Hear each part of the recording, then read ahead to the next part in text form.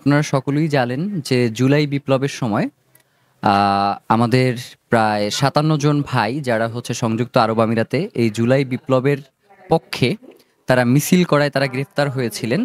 তো আজকের আমাদের স্টলে এক ভাই এসেছেন যিনি সেই আন্দোলনে একদম সম্মুখ সারির একজন যোদ্ধা ছিলেন এবং তিনি নিজের মৃত্যু ঝুঁকি নিয়ে বাংলাদেশের মানুষের এই বিপ্লবের পাশে দাঁড়িয়েছিলেন। তো আমাদের ইনকিলাব মঞ্চের পক্ষ থেকে ভাইকে অশেষ কৃতজ্ঞতা জ্ঞাপন করছি এবং আজকে ভাইয়ের কাছে আমি কিছু প্রশ্ন জিজ্ঞাসা করতে চাই যে এই জুলাইকে কেন্দ্র করে যে বিপ্লবটা হয়েছে আসলে আপনারা কেন মৃত্যু ঝুঁকি নিয়ে যাবজ্জীবনের অথবা ফাঁসির দড়ি গলায় দিয়ে কেন এই বিপ্লবে ঝাঁপিয়ে পড়লেন বা বাংলাদেশের মানুষের পাশে দাঁড়ানোর প্রয়োজন বোধ করলেন? আসসালামু আলাইকুম। আসলে আপনারা জানেন সংযুক্ত আরব আমিরাতের মধ্যে আন্দোলন সংগ্রাম করা একদম আইনি দণ্ডনীয় অপরাধ। তার মধ্যে আমরা আমাদের দেশের অবস্থা যখন অনেকটা ৫ই আগস্টের এবং আমাদের আবু সাঈদ ভাই আমরা দেখছিলাম ওর বাড়ি আবু সাঈদ ভাই যখন পুলিশের হাতে যখন নির্মমভাবে যখন খুন হয়, তখন সময় আমরা প্রবাসী ভাইরা তখন আমরা আর বসে থাকতে পারি নাই। দেখতেছি আমাদের বাংলাদেশের যে আন্দোলনটা হচ্ছে, হ্যাঁ, এটা হচ্ছে সবারও বাংলাদেশের সব নাগরিকের সবারও কি এটা কি একত্ববাদ জানিয়ে সবাই রাজপথে নেমে আসছে। তখন আমরা প্রবাসী ভাইরা সবাই এক কাতারে হয়ে আমরা সবাই প্রবাসীরা আমরা তখন সংযুক্ত আরব আমিরাতে আমরা রাজপথে আমরা নামি। তখন সময় আমরা দেখতেছি আমাদের দেশের অবস্থা খুব খারাপ। তখন আমরা সবাই আবার রেমিটেন্স শাটডাউনের ঘোষণা দিছি। আপনারা দেখতে পারছেন অবশ্যই আমরা রেমিটেন্স শাটডাউনের মধ্যে 0% নিয়ে আসছিলাম সংযুক্ত আরব আমিরাতে। তখন সময় আমরা আরো বেশি প্রতিবাদ জন্য আমরা রাজপথে ওখানে মানববন্ধন করছি। সবাই এক কাতার হয়ে আমরা আন্দোলনে চলেছি। তখন সময় আমরা ওখানে আপনারা জানেন আমরা গ্রেপ্তার হয়েছিলাম সংযুক্ত আরব আমিরাতে ৫৭ জন গ্রেপ্তার হয়েছিলাম। আমরা জানি সংযুক্ত আরব আমিরাতে গ্রেপ্তার হওয়া মানে ওটা আর কখনো এই বিষয়ে ওই দেশের মধ্যে নাই বৈধতা নেই। তখন সময় আমরা তবু রাজপথে আমাদের দেশের দিকে তাকিয়ে আমাদের ভাই ব্রাদার যখন পুলিশরা নির্মমভাবে যখন হত্যা করতেছে তখন সময় আমরা আর বসে থাকতে পারিনি। সব প্রবাসীরা নামে আমরা আন্দোলন করলাম।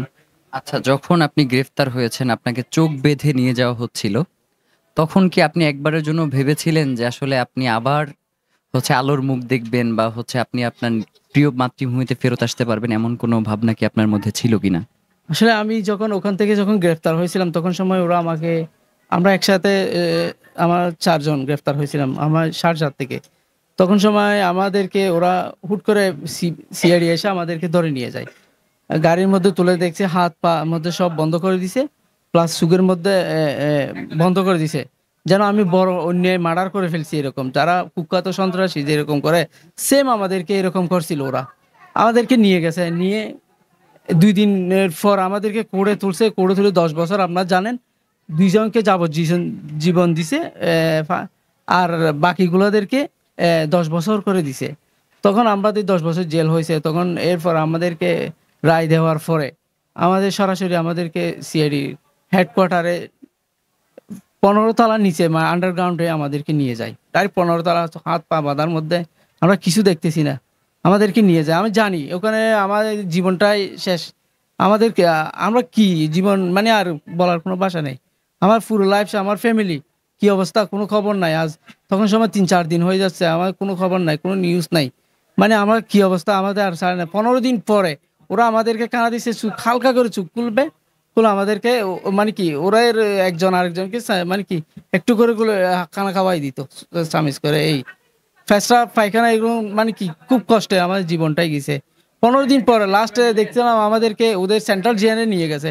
এখানের মধ্যেও প্রায় হাত পা বাঁধার মধ্যে সব ১ মাস পরে দেখলাম আমাদের দেশে আমরা স্বাধীন হয়েছে এরকম একটা নিউজ পাইছি। ডক্টর আসিম আমাদের আমাদের এই বিষয় নিয়ে আমাদের দেশের থেকে কাজ করতেছে। আচ্ছা, আরেকটা জিনিস সেটা হচ্ছে অন্তর্বর্তীকালীন যে সরকার তার প্রধান উপদেষ্টা ডক্টর মোহাম্মদ ইউনূস তিনি ক্ষমতায় এসেই এই ব্যাপারটাতে আর কি খুবই গুরুত্ব দিয়েছেন এবং তিনি রিকোয়েস্ট করে আপনাদের মুক্তির ব্যবস্থা করেছেন। তো সেই ক্ষেত্রে আসলে এই ব্যাপারটাকে আপনি কিভাবে দেখছেন? আসলে আমি ফার্স্ট টাইম বলবো ডক্টর ইউনূস স্যার আমাদের গর্ব, জাতির গর্ব। ও হচ্ছে আমাদের আইডল। আমি মনে করি ও যদি না না হতো, বাংলাদেশে আর কোনো কোনো দল আমাদেরকে আর আনতে পারতো না। এটা আমরা জানি, সবাই জানি।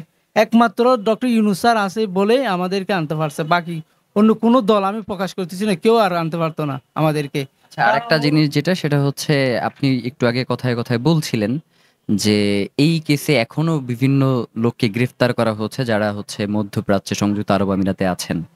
তো এদের ব্যাপারে আসলে সরকার কি কোনো পদক্ষেপ নিচ্ছে কিনা বর্তমানে? আসলে আপনারা আজকে জানছেন, আমরা একটা আন্দোলনে গেছিলাম। হ্যাঁ, আমরা চাচ্ছিলাম যে আমরা ৫টা দাবি দিয়েছিলাম। ৫টার মধ্যে আমাদের এখনো ওখানে কি গ্রেফতার চলমান। আম কয়েকদিন আগে আমাদের একটা ভাই মানে কি এই দেশে আসতেছে, ইমিগ্রেশন হয়েছে, ইমিগ্রেশন থেকে গ্রেফতার হয়েছে। দীর্ঘ এখনো ২০-২২ জনের মতো ওখানে জেলের মধ্যে নতুনভাবে আছে। তো আমরা চাচ্ছি আমাদের ডক্টর ইউনূস স্যার নাকি সংযুক্ত আরব আমিরাতে যাচ্ছে। আমাদের মামলাটা যেন ডিসকাস করে দেয় একদম। তো প্লাস আমাদের নো এন্ট্রিটা তুলে দেয়। আর আমরা অনেক ক্ষতিগ্রস্ত। আপনারা জানেন, আমি একটা কথা বলি, আপনারা জানেন সংযুক্ত আরব আমিরাতে আমি গাড়ির বিজনেস করি। আমি ৪ বছরে যা ইনকাম করছি ১ মিনিটের মধ্যে আমার সব শেষ। এই ছাত্র আন্দোলন করে যে সংগতি জানি আমার সব শেষ। তবু আল্লাহর আপনাদের দোয়ায় আমরা ডক্টর ইউনূস স্যার বা দেশবাসীর দোয়ায় আমি আসছি, এটা হচ্ছে সবচেয়ে বড় কিছু। আলহামদুলিল্লাহ, আমি এটাই আর কি আমি চাই ডক্টর ইউনূস স্যার আমাদের বিষয় নিয়ে একটু ইঙ্গিত করুক। আমরা আবার যেন ওখানে কর্মস্থলে যাই এই বিষয়। আর আচ্ছা, আপনি বলছিলেন যে আসলে মানুষ প্রবাসে তো যায় তার ভাগ্য পরিবর্তনের স্বপ্ন নিয়ে।